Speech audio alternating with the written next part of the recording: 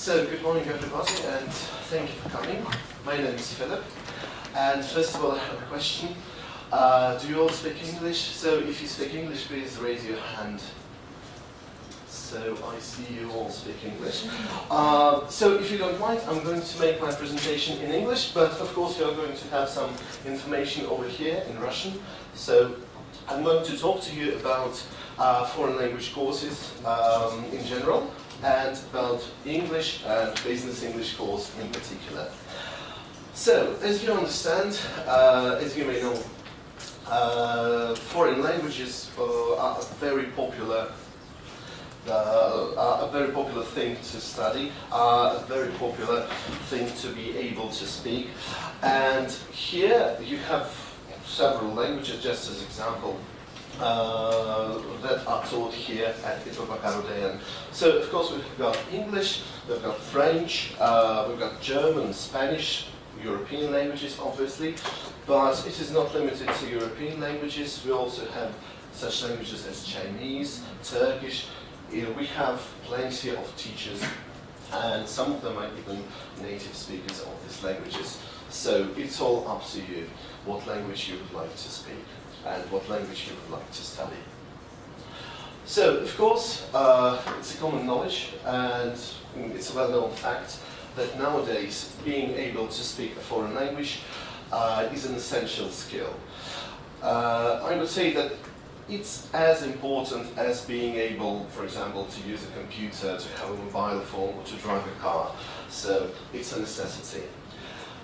If you learn or if you are able to speak 2 or more foreign languages, it can then give you a competitive advantage.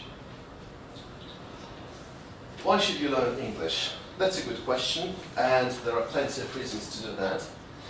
And one of them is to save money, because you know that nowadays many things are connected with foreign trade. And foreign trade, no matter with which country, is usually conducted in English anyway. And I personally have got a lot of stories to tell you about how I personally saved money just being able to speak English. One of them is when we travel. So, just a simple story. When I was in Portugal, I wanted to go for a guided tour. I wanted to just look around. I wanted to find out more about the country, to see the sights, to learn more about the landmarks. And there were different excursions, there were different guided tours. One of them was for Russians. And for Russian people, there was a guided tour that cost 80 euros. And that's quite a lot, I think you should agree with me. And that was just a simple small minivan. A small minivan and an excursion guided tour for 80 euros on the one hand. And on the other hand, there was a guided tour for English-speaking people, and it cost only 10 euros. The program was exactly the same. So you can see that we had to pay, people who didn't speak English had to pay 8 times more. And in addition to that, there was a huge comfortable bus with people who are actually locals, not just Russian people who came there and read some book about Portugal. So, a simple example of how the language helped me to save money and actually to spend my time in a more efficient way. Of course, information on the internet basically is all in English. Well, not all in English, but you should know that there has been some study, there has been some research, and according to this research, English is the source language, is the original language of more than 80% of all web pages.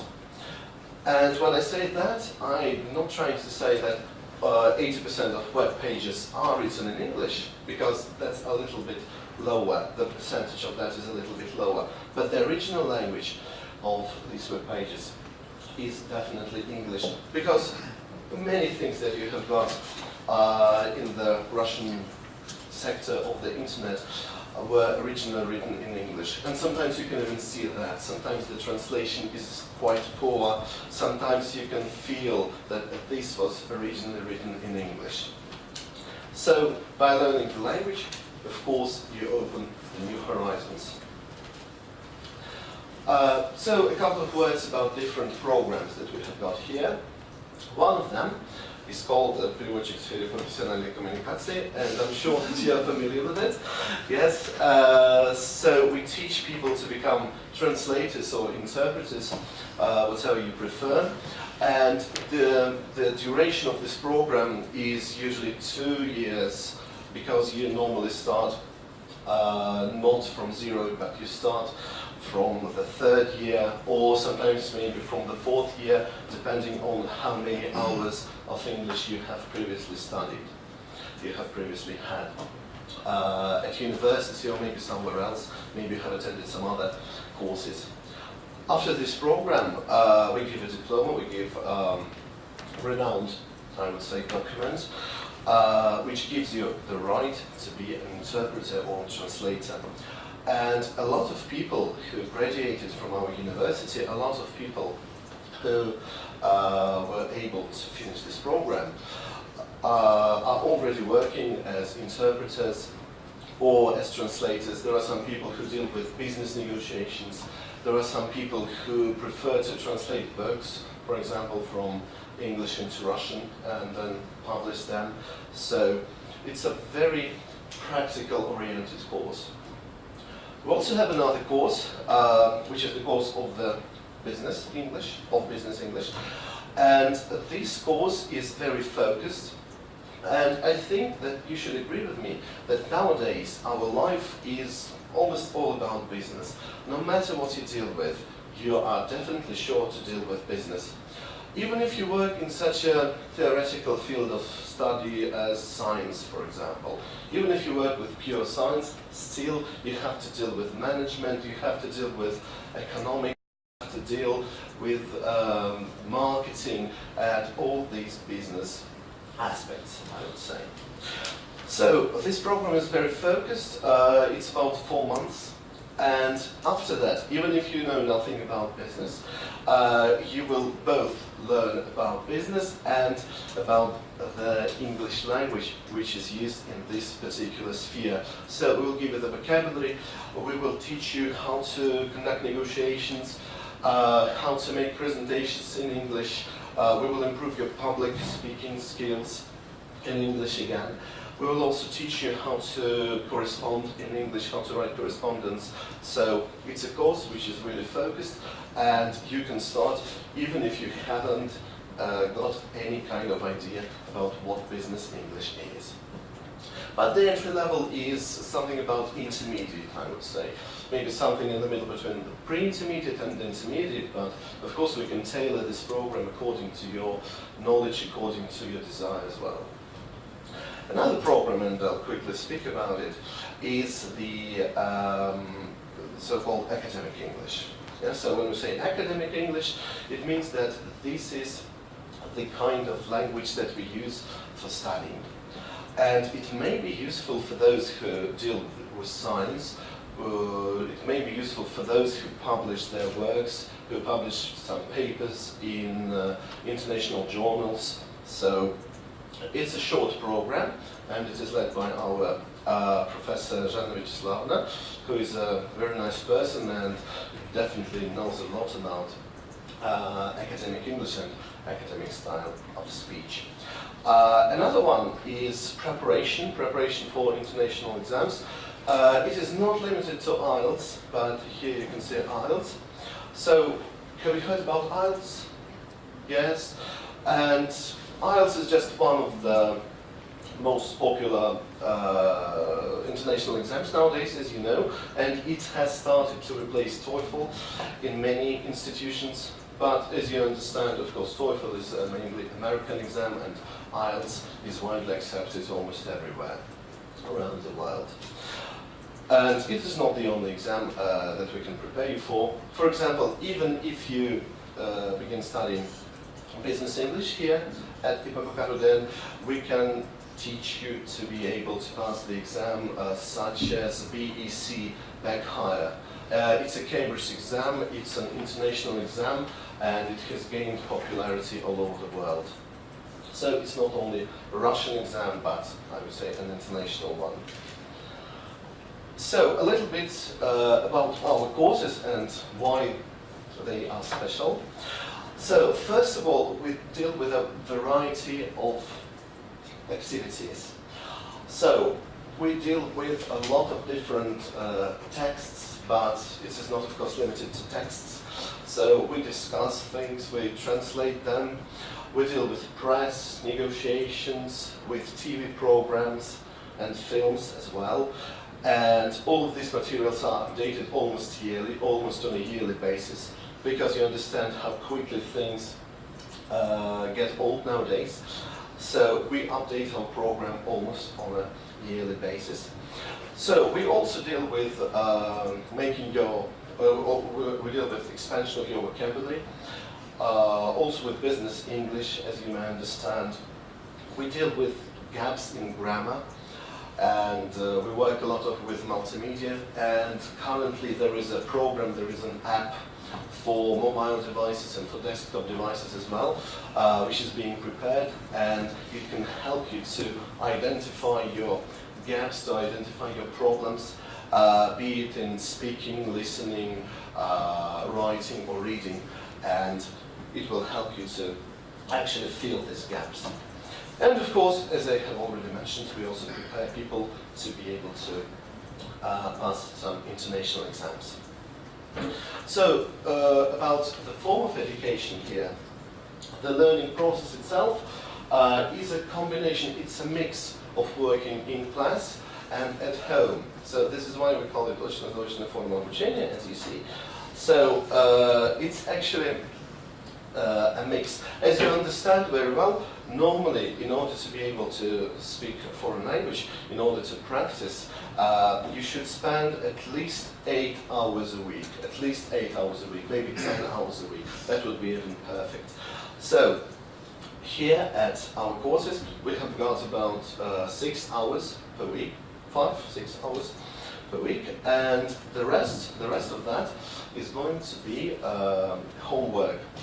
But it's not the boring homework that you have, for example, tests or grammar exercises. No, it's not actually that. So we teach people to be able to apply their skills in practice. Yes. So, for example, how to make a presentation. People decide to read something. People can choose something for individual reading based on purely their own interest. And we assist them with that. And actually, our course is tailored to fit everybody individually. We've got plenty of multimedia. And there is also, which is very important by the way, there is also a continuous individual assessment. Continuous individual assessment of each student. So it means that not only do you work at home a lot, but also the teacher works at home a lot, corresponding with you, for example, using email or social networks, and sometimes we conduct webinars and many other forms of work. And you can even have some individual consultations after the lessons, so the teacher is always available for you. And it is all without any additional charges. So, what are the results of the courses? The result of the course is being able to speak English without any complications. So, the main idea is that students will lose their fear to speak foreign language. You know, it's mostly a psychological thing. It's not only about your skills. It's not only about whether you are good at grammar or whether you have a rich vocabulary. It's also about your psychological side. And there are some people who do know quite a lot, but maybe they have a fear of speaking. And sometimes, well, I'm not going to go very deep into psychology, but sometimes the problem lies even in our school days. So sometimes you might remember that your teacher punished you for making grammatical mistakes. Sometimes they shouted at you, and as a result, sometimes people are afraid to speak a foreign language. So, as I have already mentioned that, we are aimed at the result, and real situations, real communication. Sometimes we will have guest speakers from different countries. And as I have already mentioned, we try to speak English mainly, and we have a very small percentage of Russian materials, because you, of course, should understand that books that were made in the United Kingdom, for example, or in the United States, are going to be a bit more efficient than Russian books.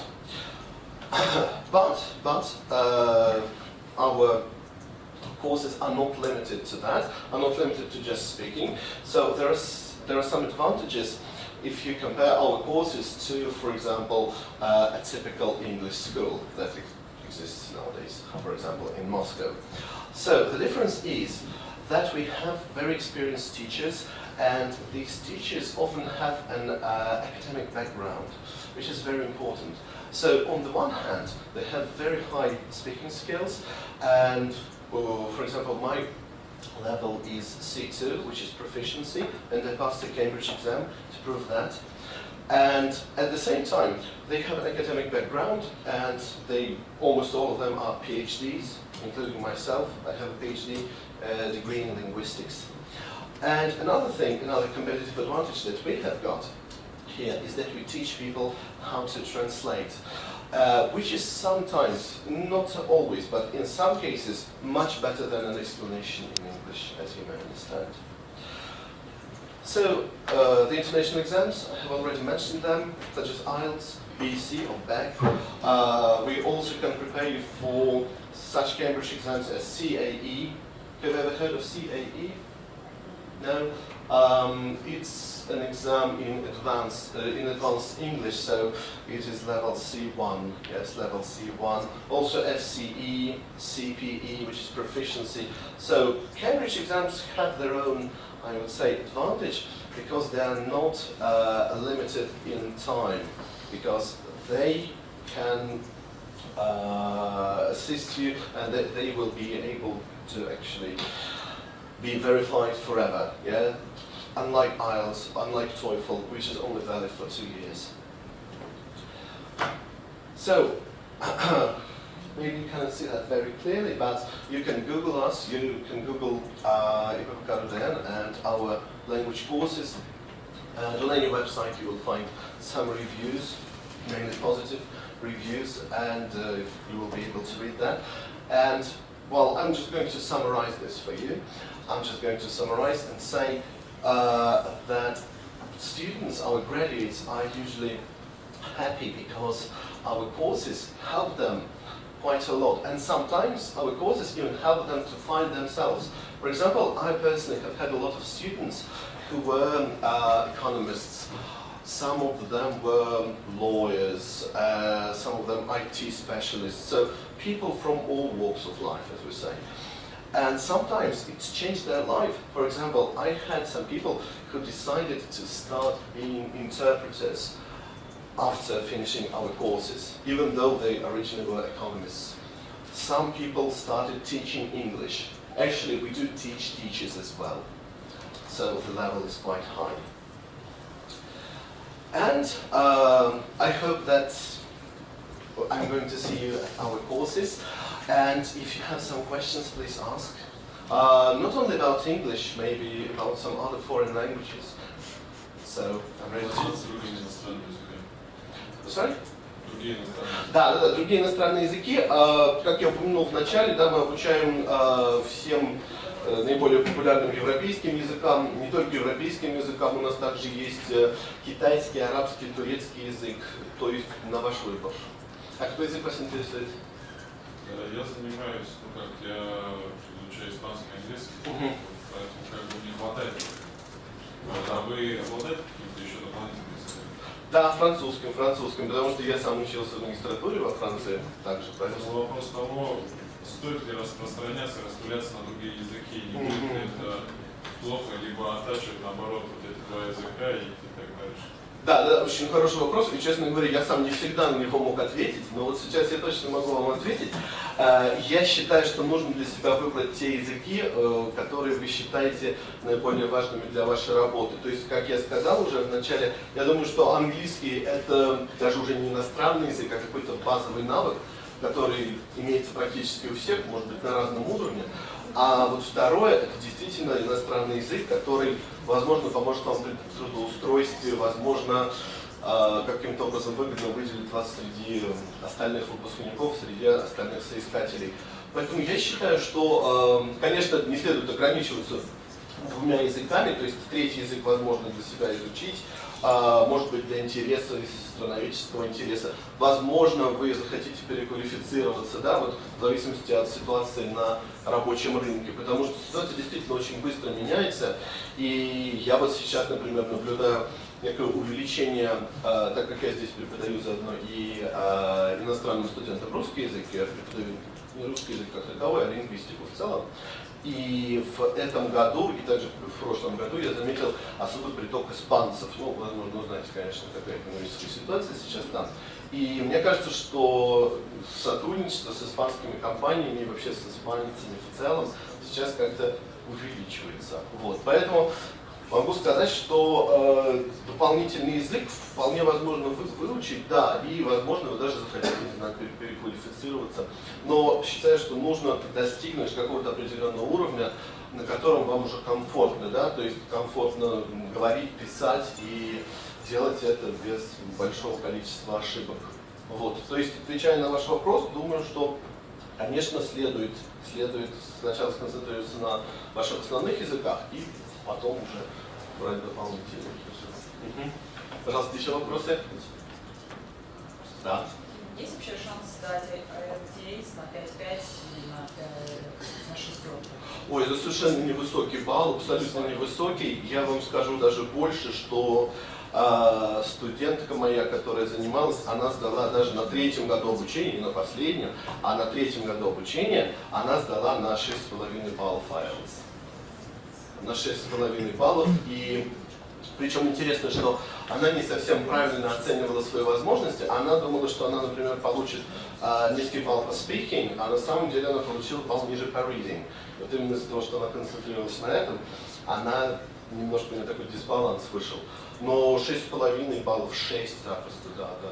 То есть наши выпускники в среднем, я бы их оценил, что на 7,5, даже на 8, возможно, кто-нибудь будет и может сдать. Просто иностранные университеты обычно требуют 5 лет. Да. Ну, зависит, конечно, зависит от университета, да, насколько я знаю, конечно, зависит еще от престижа. В Великобритании многие вузы требуют даже 7 и больше, да, то есть, безусловно, 6 баллов это запросто.